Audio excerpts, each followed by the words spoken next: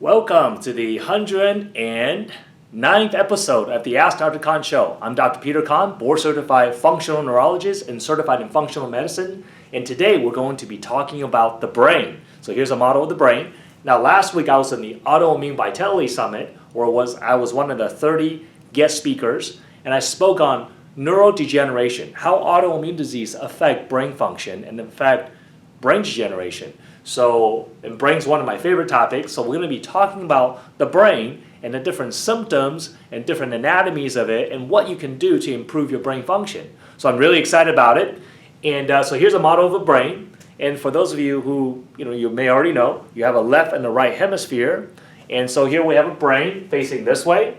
This is the front, this is the back. I have a schematic diagram, so I'm going to jump right into it. Now, the reason why it's important to talk about brain, because you experience your life through your brain, right? You feel, you have the five senses, you feel, touch, see, smell, taste, and all these sensory information.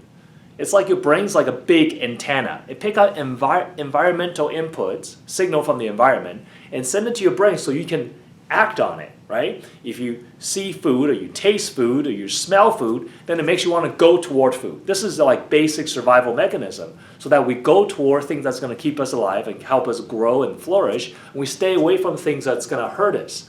So you live your life through your brain, and if your brain's not functioning at 100%, literally your human expression is diminished, meaning you're not able to think, you're not able to feel as well, you may be depressed or lethargic, you have low motivation, and you're just not feeling like yourself.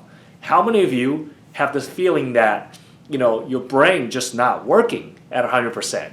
Maybe some days, good days, some days you have bad days, but maybe more bad than good, and you just feel like, gosh, my brain used to be sharp, I used to be quick, I used to be able to retain information, I used to enjoy things, I used to not snap so easily, and now you feel like it's like you're a different person. And maybe even people who know you say things like that.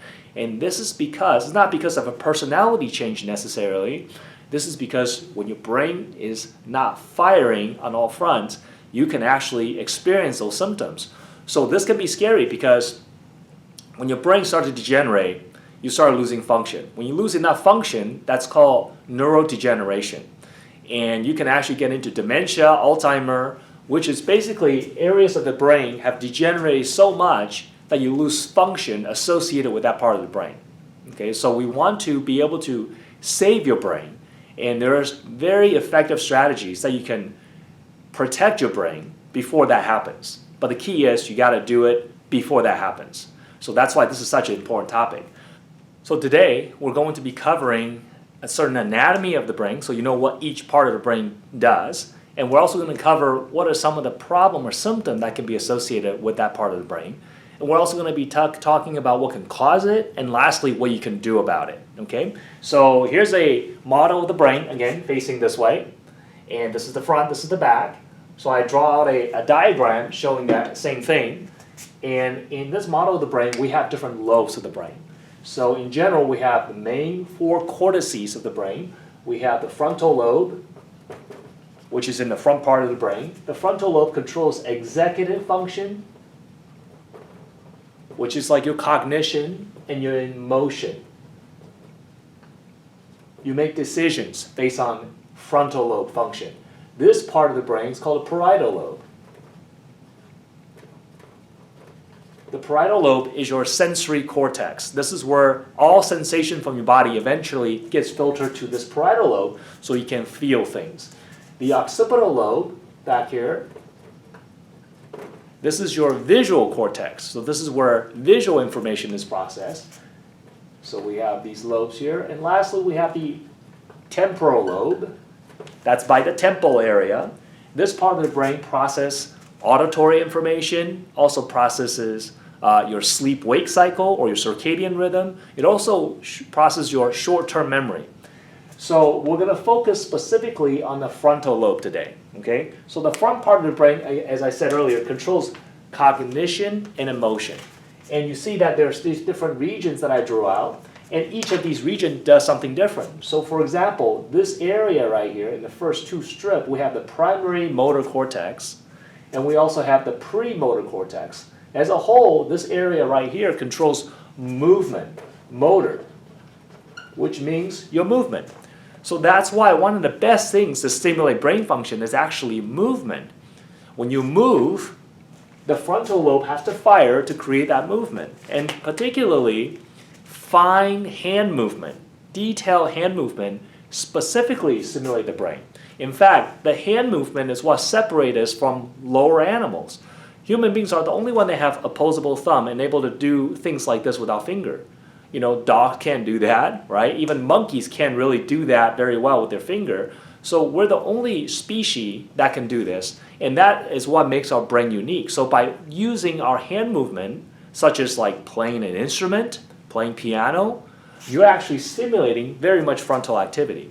Now some people will say, well, how about video games? How about texting?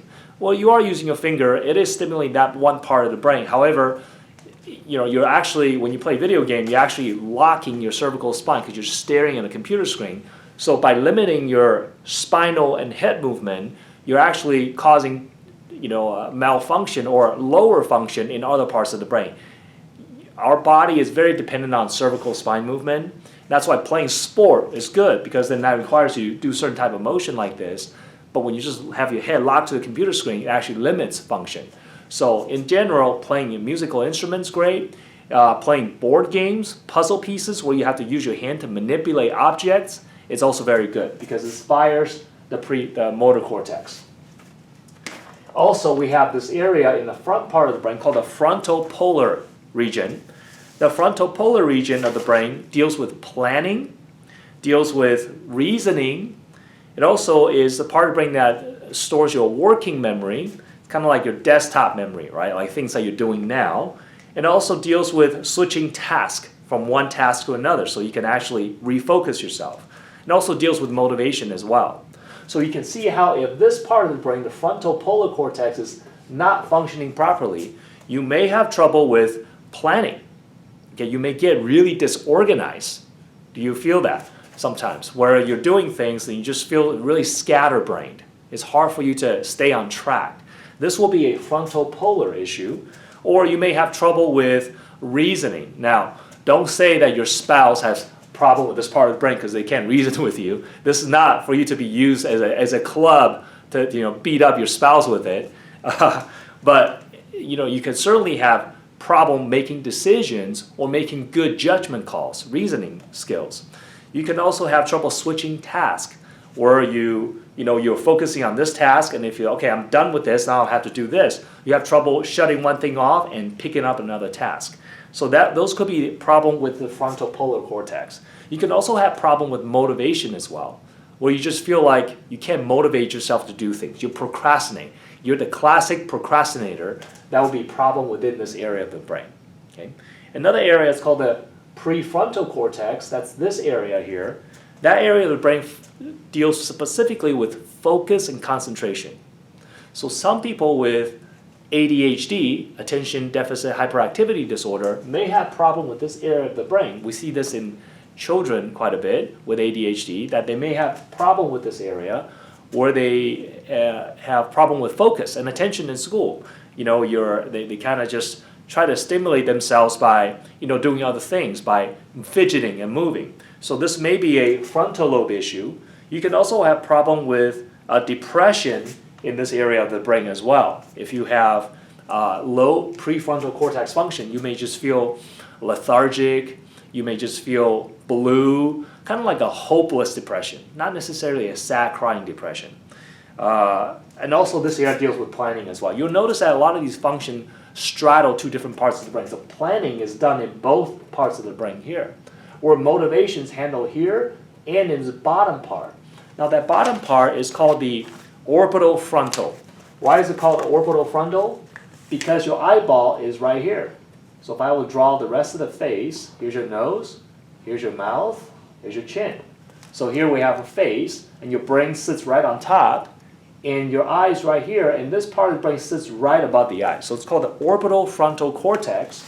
And this part of the brain is really important in controlling behavior. So basically it helps you to gate your behavior. So you don't just walk down the street and somebody cuts you off and you just want to kill somebody, right? So people who have road rage, they may have lost orbital frontal function, so they can't stop themselves from doing things that are inappropriate. This can include socially inappropriate behavior. In kids, we'll see them maybe blurt out in class. They'll speak out of turn, right? They just talk, and instead of raising their hand, they just comes out. So those will be socially inappropriate behavior due to a loss of orbital frontal function. You may also have uninhibited behavior. This is where people may gamble and they can't stop gambling. Or they may have hypersexuality. You may have also low motivation, like I said, in this area as well. So depending on the region of the brain that's affected, you may exhibit different type of symptom. And we actually use a very detailed neurological questionnaire to tease this out. So we can find out exactly what part of the brain this may be affecting, because there's actually different things you can do to fix that. Now, let's get right into what are some of the reasons why you may have problem with those areas of the brain. So causes. Now, first you got to understand what feeds the brain. So in the previous episode, I talked about the two requirements of a neuron, which is fuel and activation. So you must have energy source feeding the brain, right? Your brain is metabolically very active. I mean, it weighs only 5% of the body weight, but it uses up about 30% of the body's caloric needs. So it's very energy intensive. And the fuel source for brain is oxygen and glucose. And I keep harping on this in the past several episodes because this is important, folks.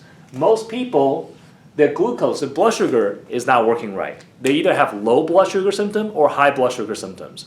Low blood sugar symptom will be you get lightheaded, shaky, or irritable. If you skip meal or if you wait too long before you eat, you get hypoglycemic. Those are low blood sugar symptoms. When you get low blood sugar symptoms, that means your brain's already being affected by that low blood sugar. And you already started losing brain cells, and we don't want that. High blood sugar is just as bad for the brain. Because when you have high blood sugar, basically all the sugar is just floating around in the blood, but nothing can go into the cell because you have insulin resistance. Symptoms of insulin resistance usually is fatigue after a meal. You eat, you get sleepy afterwards. Or you eat a big meal, but you get sweet craving after the big meal. You just don't feel satiated and you want more sweets. That's usually insulin resistance symptoms. That's also bad for your brain. So you need fuel delivery. So that's why one of the main things that we teach our clients to do is to actually stabilize the blood sugar. You can do that if you have low blood sugar symptoms by eating every 2.5 to 3 hours. Now, it's not just eating 2.5 to 3 hours of Skittles or donuts, right? It's the right food every 2.5 to 3 hours. So typically you want to be plant-based, good amount of healthy fat, moderate amount of protein, and keep the carbs and the starches low so you can start to stabilize your blood sugar.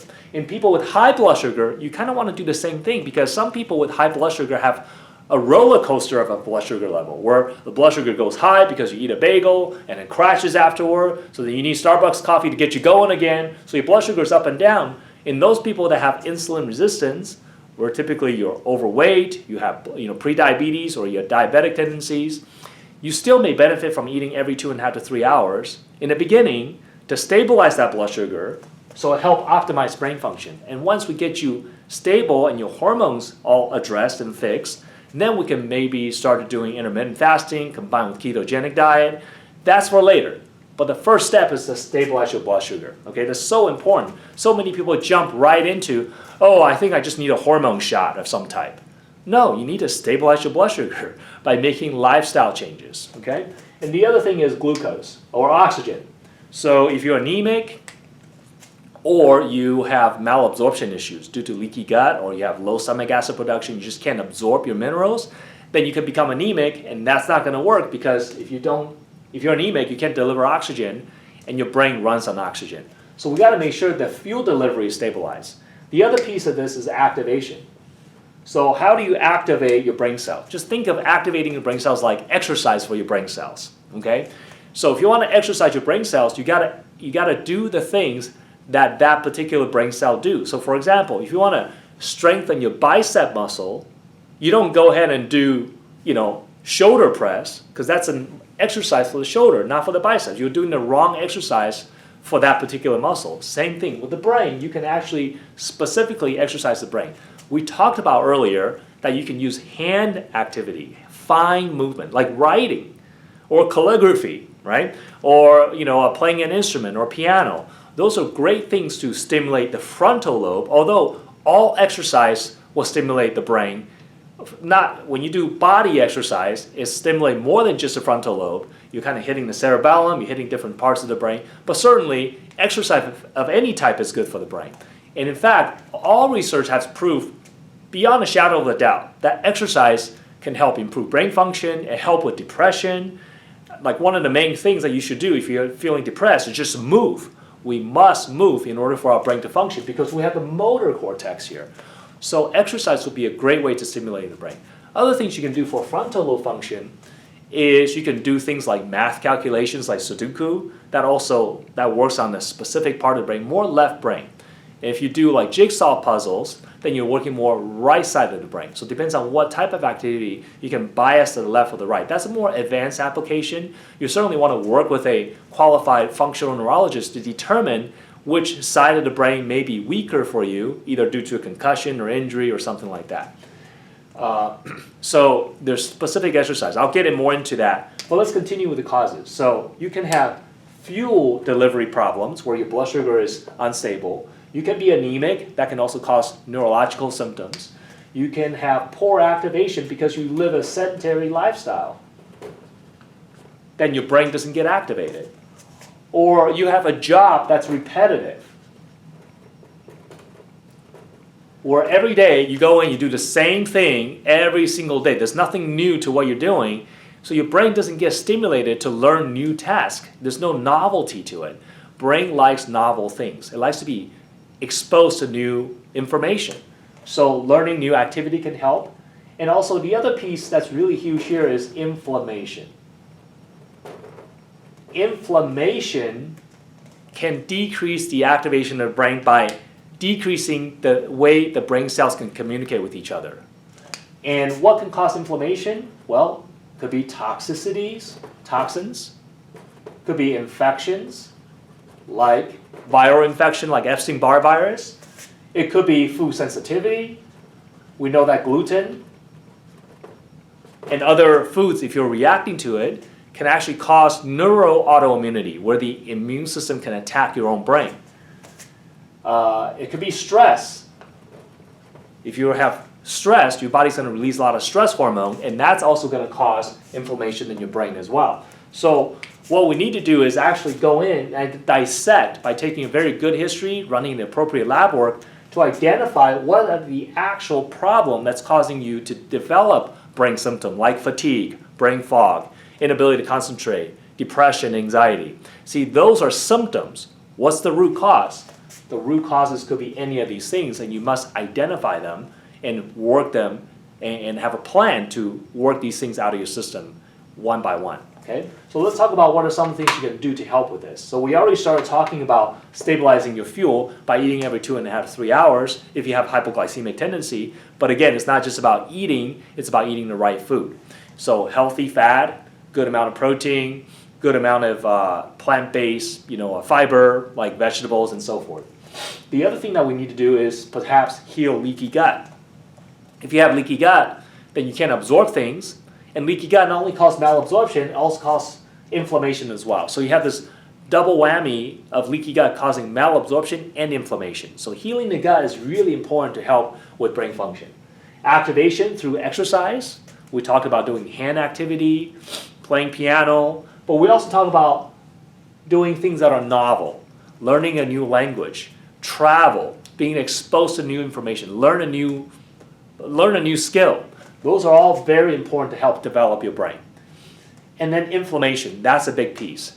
I see that as one of the most common problems out there for people, where they're just really inflamed. Now, just saying you're inflamed is not enough. You've got to be able to identify the root cause of that inflammation.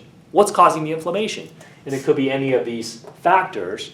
And once we start to identify it and work these things out of your system, then your brain will start to be able to function properly. Your energy will come up, your focus gets better. I can't tell you how many clients of ours tell us that the brain fog and the mental clarity improves relatively quickly. Within the first month or two, they're starting to feel better already by making these permanent lifestyle change, and we help our clients with that. Okay? So with that said, I want to thank you for watching today, and I hope this helps you. Please like and share this video with as many people as possible. And if you have any questions or need help, always we're here for you. You can give us a call at 480-988-6269, or you can email us at info@askdrkhan.com. You can also post any comments or questions on this post. I answer every comment and post myself individually. So thank you for watching, and please share this video, and I look forward to seeing you next week as we continue our journey through the brain and talk about other lobes of the brain, what are some of the symptoms associated with it, and what are some of the things you can do to improve function there. Take care.